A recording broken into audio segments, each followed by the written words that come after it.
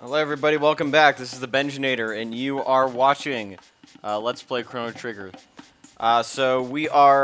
We just got through the woods in 65 million BC, looking for our lost key, and we have arrived at the Reptite Liar, so let's head on in. So this is probably one of the, this is a fairly interesting dungeon. It's not exactly my favorite, but it's got some kind of cool features about it that I like fooling around with. This one is probably the most interesting right here, actually. It's that I want to show you guys something, and see, these guys actually dig holes. These EvilWeevils, I suppose they're called, and you can actually jump right through them. And sometimes these holes will take you to special places with some treasures, like right here. So, let's try to open this little box right here. And awesome. Yeah, I'm gonna try for the most part to avoid these guys, although in some cases, when you're trying to go down the hole, it's impossible. So here we got, gonna have a nice little duel, a nice little soiree down here. And it occurs to me that we just absolutely forgot to heal up. So I might have to fix that in just a little bit. Not a big deal. Should have used a shelter. But anyway, so these EvilWeevils, thankfully they're a lot less deflective to physical attacks than their younger cousins, but they do that sucking thing that you just saw. And there he goes again. So that's it's kind of, I like to just kind of hit this guy as much as possible. And actually, one thing I should show you is, I didn't show you in the last one, is actually what is it? Rolo kick, I believe, is what it's called. Yeah, the combination. So there we go. Yeah, drill kick. There we go. Never mind. Perfect. So. A nice little cure, Chrono. And this is actually it's a pretty cool dual tech. It's not one of my favorites, but it's pretty good. I can't complain. There's a couple ones later though that there's one later that Chrono and Ayla use later, which is absolutely fantastic. It's called Falcon Hit, and once we get it, I'll show you. But yeah, Ayla, by the way, is one of my all-time favorite characters. She's just a powerhouse. Even though she doesn't use magic, she's pretty awesome. Got some level ups, hooray! So yeah, you can use those little holes to actually go down and check out different parts of this dungeon. I'll try to see if I can get to show you all of them. I'm gonna have to probably edit out quite a bit, but yeah, see, another treasure chest with a ruby vest. So might as well put that on. It's even though the specialty is deflection of fire, it is of course slightly more powerful than the gold suit. So put that on Chrono for the time being. Oh yeah, and oh yeah, before I go to the next battle, I did forget, of course, to use. We got plenty of mid tonics, so we might as well get used to good use of those. Sorry guys, it's a Friday, and I really didn't feel like going out, so I decided to do some of these. But the only problem is on Fridays, my language does tend to be a little bit gargled. So let me just take care of these guys. All right, fantastic. So let's continue to delve down the hole.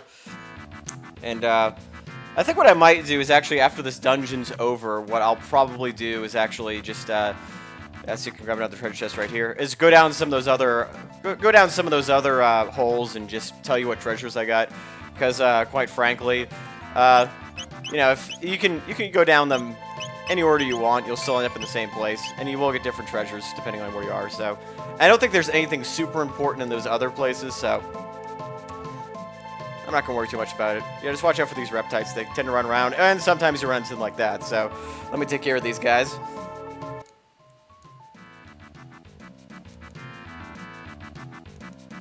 All right. Well, sorry about that. I should have said something beforehand, but now we've got a new enemy named the Megasaur, and this guy, just like the reptites and just like the runners, is vulnerable to lightning. This time it's a little bit more of a necessity because he does have, yeah, he does actually have a lot of armor. So, yeah, this fatty over here, he can be a little bit difficult. And actually, yeah, one really cool thing is that if you use lightning on him, and it says shocked, he doesn't move, which is a really good thing. Later on, though, he does have an older cousin that releases the electrical energy and it hits everybody. So that's something that you don't really want to deal with. So, just something to keep in mind. And we still get petals and fangs, which is actually not completely useless, because we do later on, we'll come back here, and there will be some new items available, so that's always a good thing. So anyway, let us progress. Keep an eye out for these guys. And all right, so we do have a new mushroom. I believe it's a shiitake. Yeah, shiitake. And the first time I ever played this game, I was giggling at the name shiitake because I didn't know what a shiitake mushroom was. So I had no idea where Ted Woolsey was getting his thing. And of course, I just paid attention to the word that it said shit, and I kind of giggled. And give me a break. I was about 10 years old. Come on. And yes, even back then, I knew what the SH word was. Okay, that guy runs away. So he's actually got a cousin later on that shows up, and he's actually he's one of these enemies you probably know from a lot of RPGs. Like, you know, he's hard to hit. He's kind of like a cactuar, but if you hit him, you get a lot of EXP. So let me just take care of these guys. All right, perfect. So this cave actually leads back to the beginning, and I think what I'm going to do is I'm going to show you exactly what's in the other holes before we proceed on from here. So just give me a second. I'm going to go up there. I'm going to go up a couple floors, and then I'll show you what's happening there. Alright, guys. So actually, after a lot of deliberating, I went back. I attempted to go down some of the holes, and the EvilWeevils kept digging in the same place that I came down in the first place. But there's a couple of other treasure boxes and some of the other holes you can go in, but it's really, there's no key items. There's just usually a couple of ethers and mid-tonics, and so if you really, really want to get those, some bits of armor that you can get at the trading post, so nothing rare. I'm not going to show that. I decided not to. I gave it a shot and decided it would just be too much of a pain, so we're just going to press on. If you guys want to do that, feel free. But anyway, so we're heading towards the end of the dungeon. Just got to take care of these guys. Yeah, as you can see, this dungeon isn't actually that long, and for defeating these guys, we do get a save point. So I'm going to take advantage of that just real quick. Alright, perfect. So yeah, pretty short dungeon. If you want to try to get those hole things, those treasures from those holes, by all means, do what you like, but it's kind of a pain. Just something I don't like. Alright, so...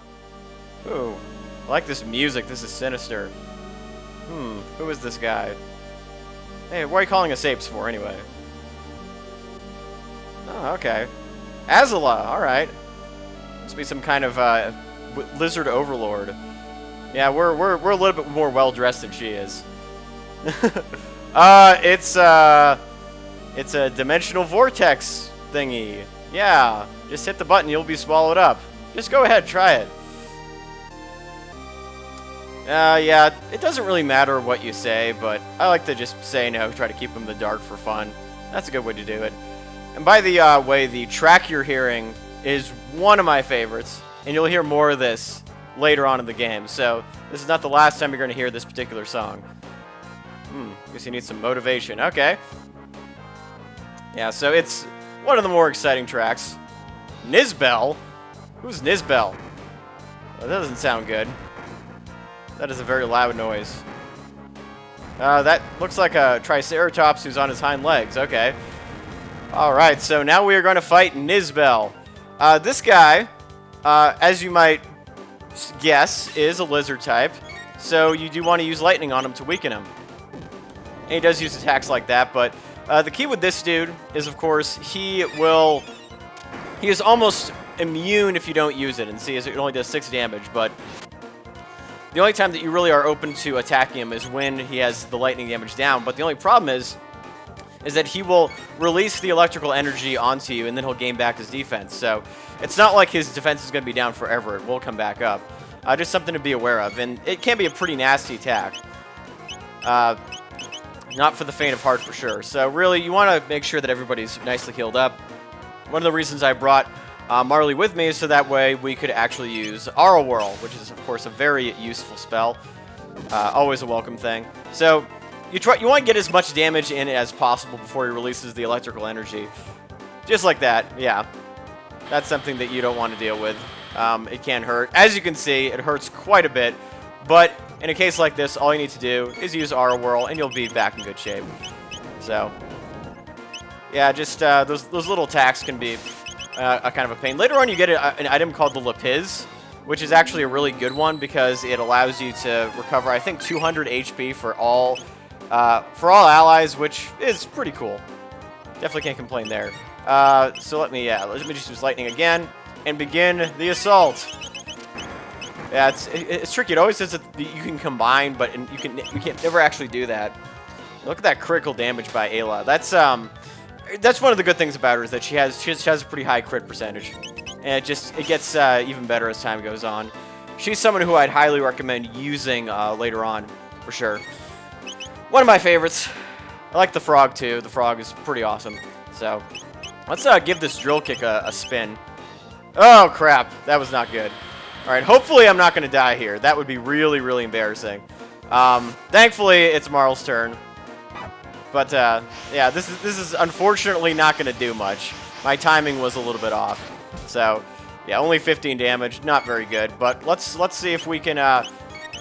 Yeah, all right, nicely got that in. And so you can actually use a. Well, might as well use a mid tonic, and just to keep us up. Yeah, mid tonics are always very useful. And so we almost died there, just to show you that this game is not something that you can just completely kind of leave in the dark. You know, you can't just keep hitting the A button continuously without thinking. It does actually involve some thought, which is a good thing. Because even easy games like this do deserve every once in a while some kind of cerebral activity.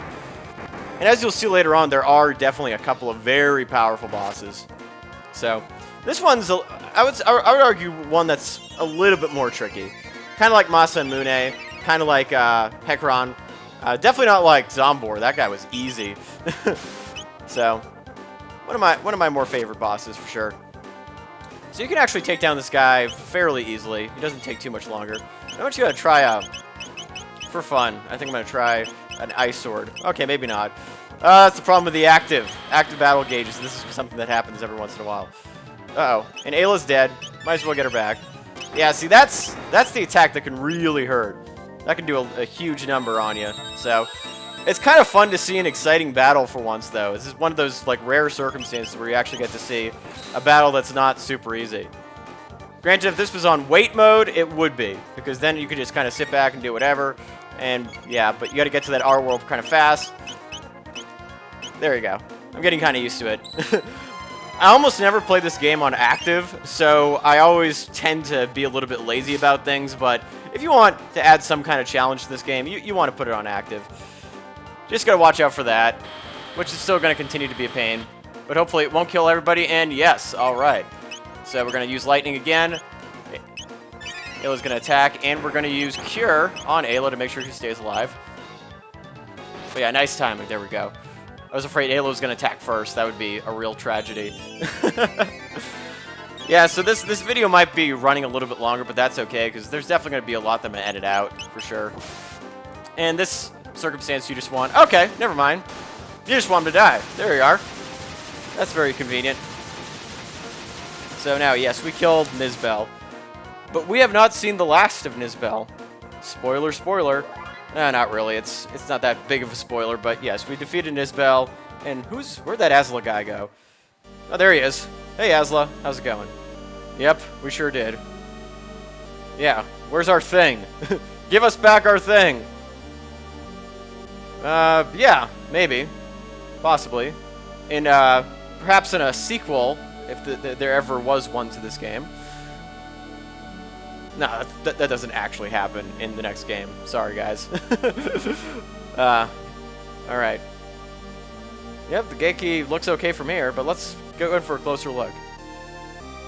Yep, he didn't try to use it as like a back scratch or anything, which is good. Yep. Anytime. Ayla's pretty powerful. But apparently she's still hungover from last night, so... That's known to happen. Well. Oh yeah, this is the sad part. You actually have to leave Ayla, one of my favorite characters, behind. But she has to look after her village. Yeah, we learned a lot from you. Even though, I don't think Luca was... No, she was around for a little bit. Yeah, Kino, you better learn from us. Because we are a lot better at fighting monsters than you are. Yeah, we're coming back to party. Absolutely. Kidding? If sexy, strong woman asks you to party, I will agree to that. Alright, so now our business is done here. Let's let's head out. And Marley and Luca. Yeah, what about Robo? He was having fun at the party, even though he didn't eat anything. Come on, don't be such a party pooper. Alright, so anyway, we have survived the endeavor to get our key back. And now we have the red rock. We have the hilt and the blade of the Masamune. Looks like all we got to do is go back to the present, go to Medina Village, talk to Melchior, and maybe he'll be able to put it back together for us, get the legendary blade back. So we'll see all of that in the next episode, hopefully. And thanks for watching. This has been the Benjinator. This is Let's Play Chrono Trigger, and I'll see you guys next time.